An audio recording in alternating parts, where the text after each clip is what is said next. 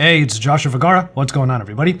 I hope everybody is doing well right now, and yeah, we're gonna do our best to still try to pump out content. I know I myself have felt a little bit demotivated with all of the news that's been going on, but I am back on it, and hopefully I'll be able to bring some stuff for you to watch while you may or may not be stuck at home. Thankfully, something new came in, and this is something that is pretty highly anticipated, at least by me. Of course, we're talking about the LG V60 ThinQ along with the dual screen case, which is in its own box. All right, so this particular bundle is one that you could get on a number of different carriers here in the US. The one that I'm going to unbox is the T-Mobile version, and there is something that I wanted to present here in this video. Okay, so you might know about a certain segment that I do on my channel called Top 5 Complaints. Basically, it's just me talking about the 5 things that I feel like people might end up talking about or thinking about when they use a phone like this on the daily. I thought about doing one with this particular device, but then I had a thought about how to structure it.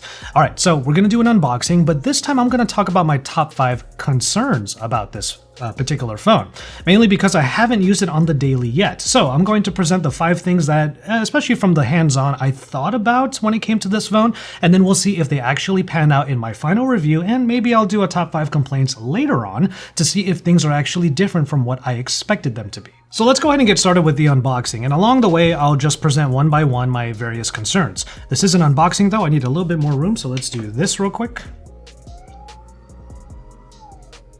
All right, cool. So we are ready to go. I'm gonna go ahead and put the dual screen case aside for a moment. And this is going to be the first concern that I have. The fact that this is the only version of the phone that's available right now.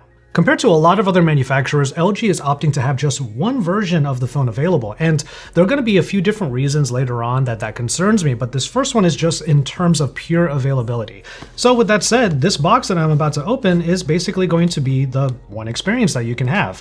There's not going to be a bigger version, there's not going to be a smaller version, and as far as size is concerned, we're going to talk about that in a little bit. Ooh, there you go. Kind of a top tip here, don't throw these away. You could have a lot of microfiber cloths just sort of lying around somewhere. Put them in every bag that you have, and right now, especially in the times that we're living in at the moment, it's important to keep your phone clean. So you could use something like water and soap or disinfecting wipes. Those are obviously more ideal, but microfiber cloths like this, you might have a lot of them, put them to good use. Okay, so I'm gonna go ahead and put that over on the side, and then we can get to the phone itself. Now, there's a little tab here. Okay, so I could pull the whole thing out. This is kind of a large device. Like, I called it a chunker in the hands-on video, but let's see.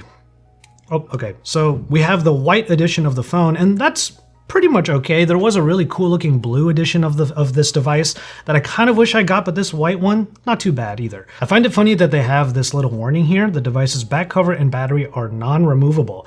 This is something that we're kind of used to. I mean, the last time we had that, I think, was the LG G5. So it's funny that they still have this sticker on the back. This is a really nice looking device, and I'm looking forward to using it. It's a little bit big for my taste, which is my next concern. So the size of this phone is the reason why I say having only one version of this device is maybe not ideal for some people. If you're one of those people that wants to have a smaller, more accessible device, there are plenty of other smartphone lines that also have other versions of the same phone, just in smaller screen sizes and thus smaller form factors.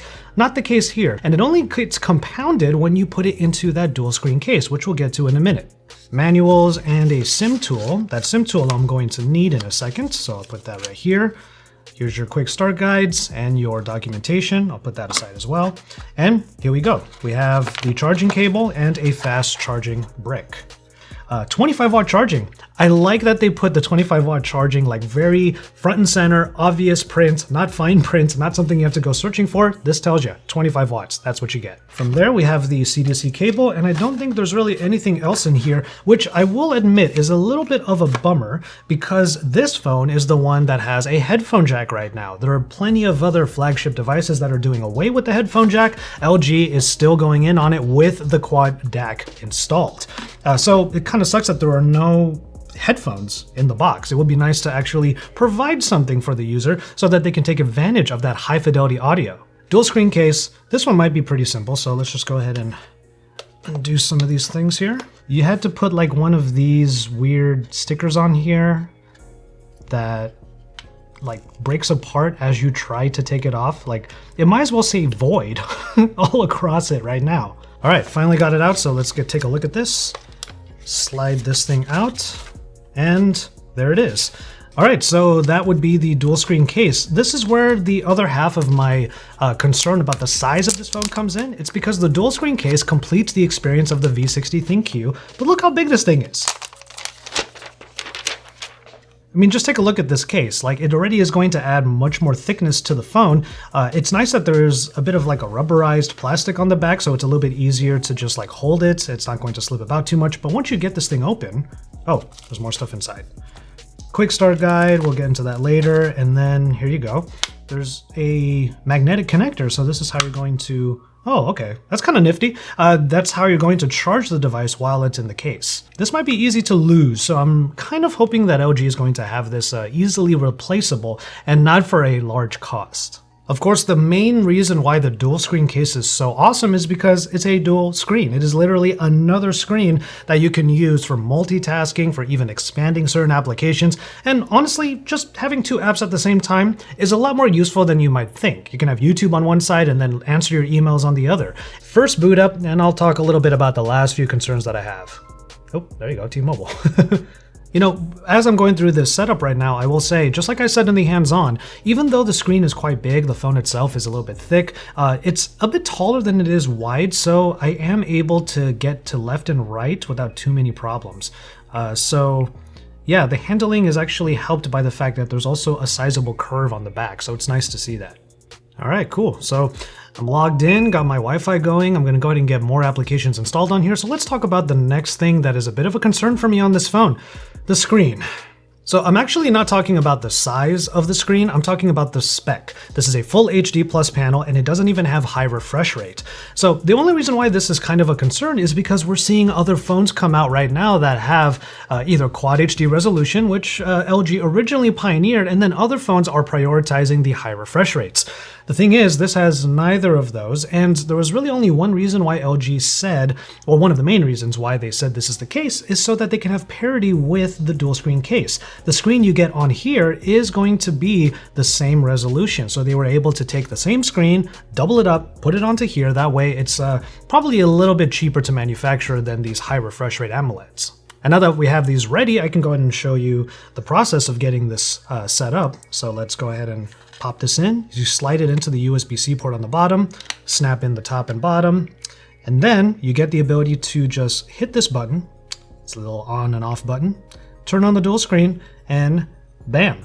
My next concern does have to do with the dual screen case itself, mainly just because of some of its functionality. Now, this front screen right here, you can already see it. It does provide you a little bit of info. That's nice to have, especially since you might have this thing closed most of the time. But it would be nice if we could have a little bit more of a screen here to take advantage of what we already are used to in always-on displays. Even LG's own always-on display technology is pretty awesome because you can customize it, make it look a certain way. So maybe for the next dual screen case, I mean, they keep making them, so we can see some improvements in the future. We hopefully will be able to see a little bit more here, and especially be able to customize it accordingly. And the other thing about the dual screen case that we are kind of used to by now, but it's still a bit of a concern, is the fact that there's this huge amount right here in the middle that's going to cut into any display media that you have expanded across both screens. I say this because this is one of LG's main features they wanted to talk about with the dual screen case this time around. You can open up things like YouTube and expand it across the entire screen. That way you can get one big video across the entire thing. Unfortunately, you have all of this in the middle here, and I'll show a couple of examples right now. It's not the best experience. So ultimately, this is not something that I feel like will actually sully my opinion of the dual screen case, because we all know that dual screen means two separate screens and it's all about multitasking. But if you're going to look at this phone and you want to be able to have something more akin to like the foldables in the world, at least in the expanded context, well, this is not going to be it. Now, in these top 5 complaints, or top 5 concerns in this case videos, you would pretty much expect that the last thing I talk about is going to be the price. But it's not one of my concerns here because it's actually a highlight of this phone. If you get the LG V60 ThinQ with the dual screen case bundled with it, it still comes in at below $900. Now compare that to a lot of phones that are coming out right now that are breaking even the $1,100, maybe even $1,200 price points. No, the last thing that's kind of on my mind with this phone will just be the cameras. For some of you out there that are looking for as many specs or as many high-end features as possible, you may or may not think that this provides that because it has a 13 megapixel ultra-wide, the main sensor is 64 megapixels, and then you get a depth sensor, no zoom levels here. No zoom lens, I should say. You're instead going to be digitally zooming into that 64 megapixel sensor. But to be honest, the one thing that I'm concerned about is something that I've noticed in all LG phones, to be honest, and that is more or less a lackluster front-facing camera. You get a 10 megapixel shooter on here, and 10 megapixels doesn't mean that it's going to be lackluster. What I mean is that LG's processing tends to not really prioritize detail in selfie shots. And that might actually be true for also video, which I still have to test out, and hopefully I'll be able to, despite the fact that we're all social distancing right now.